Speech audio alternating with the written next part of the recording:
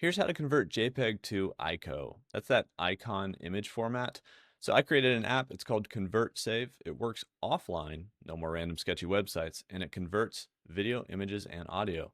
So if we want to convert these JPEGs, we could just drag them into ConvertSave. And then we go to select output, and in this case, we're going to go to that ICO file and hit convert. It's going to convert those and save them back to wherever your image files started. And so I worked on this with my brother. I basically asked him, is there any way we can add like an image video file or image video audio file conversion to Windows and Mac that you can just drag and drop things into? Oh, by the way, can it work offline? And he kind of just created it. And so now we've worked on it together and we call it ConvertSave. You can find it at the link in the description down below. But that's how I convert JPEG to ICO image files.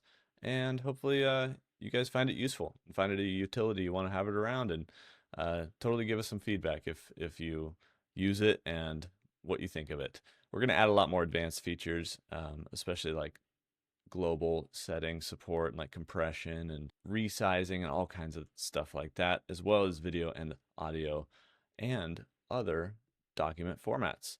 I appreciate you guys' support. I'll see you in the next one.